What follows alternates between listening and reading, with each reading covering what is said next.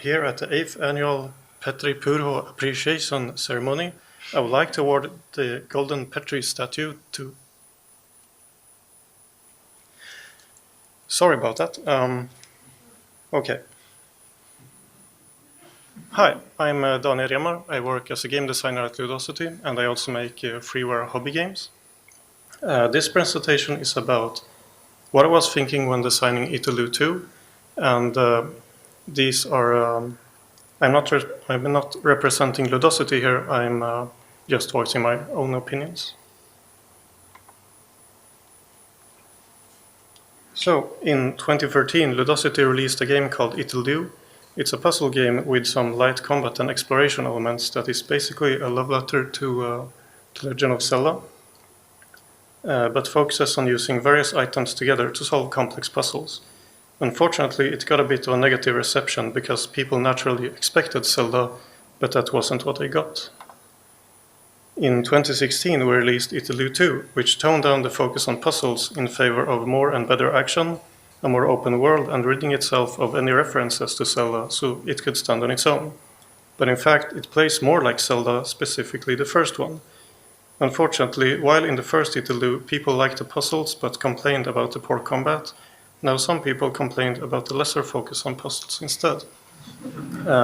This sets the tone for the rest of the presentation, which is basically, if you do one thing, you lose something else.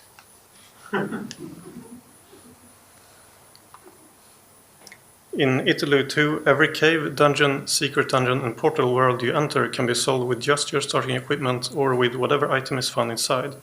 To enter the final dungeon, though, you need to complete all the other dungeons first and find a raft piece in each one, much like the Triforce in Zelda 1. The idea behind this kind of design was that the player should never encounter a situation where they can't progress and have to turn back. The downside to this approach is that it removes some of the maze-like qualities of the first Ittle Dew. A challenging game needs a good balance between obstacles and convenience for the player, and maybe Ittle Dew 2 is a little too convenient. In fact, during development, the overworld was even more open, but being able to go anywhere by traveling in a straight line wasn't very interesting. Also, I didn't want the game to have any grinding, so there are no money pickups or similar from defeated enemies, which lets the game have a fast pace. However, this made most of the overworld encounters useless instead. To enter the secret dungeons in Ittle Dew 2, you need a bunch of secret shards. There are 36 secret shard locations in the game, but you only need 24 of them. Once you find 24, the remaining chests will instead contain another item, showing you the location of a hidden portal world. If you found all of the portal worlds already, the chest instead shows where a regular hidden cave is. If you revealed all of the hidden caves, the chest instead gives you a health refill as a consolation prize.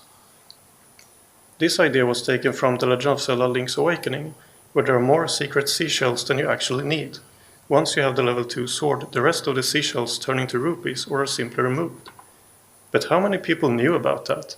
It sure confused me back then, and it made me believe that you could botch the whole seashell side quest and never get the upgraded sword. Our players faced a similar problem in Ittle Dew 2, wondering why at the end of the game they received so many useless rewards. Of course, there is a sign that tells you exactly how this works, but it's very well hidden and pretty long-winded, so whatever.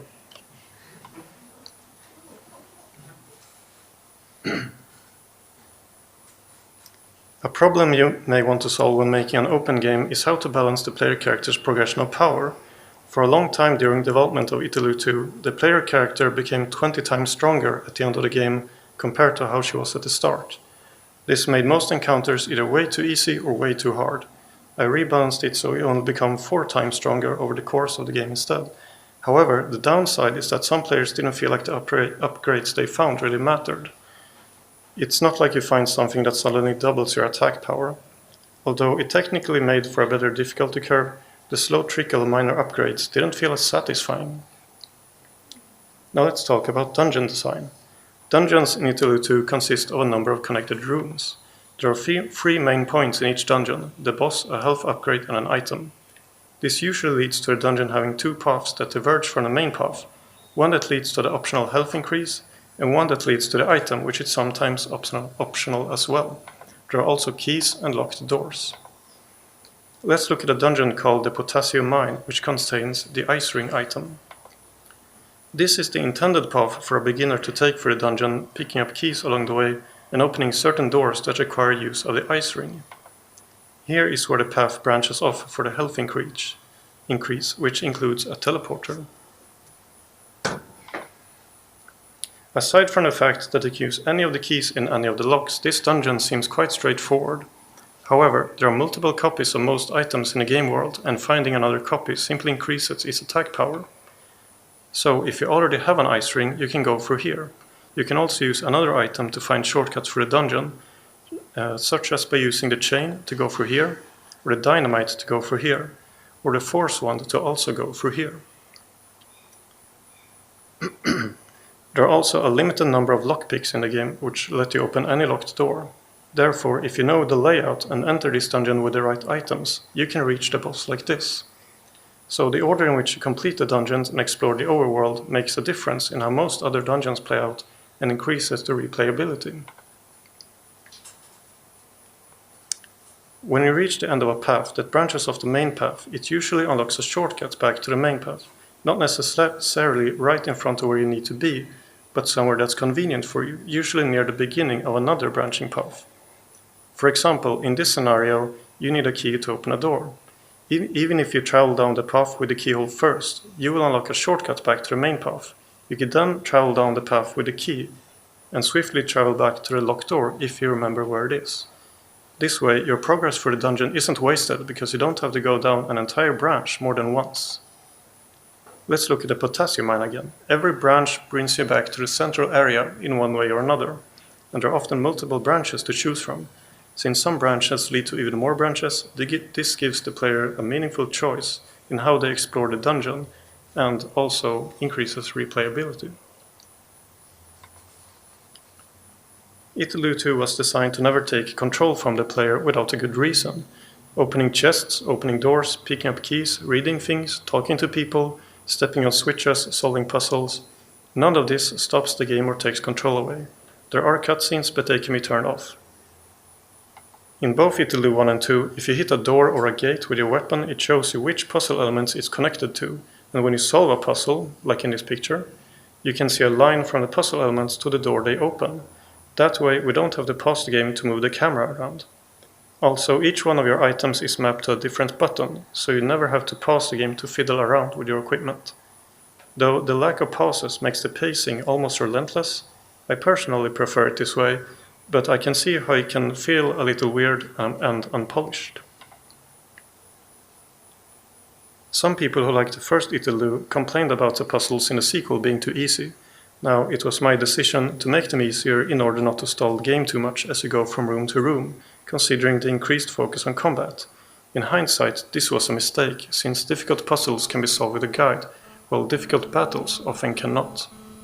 We're currently making Ittle Dew 2 EX for the Nintendo Switch, where we added a bunch of dungeons with overall denser and harder puzzles than any other dungeon in the game.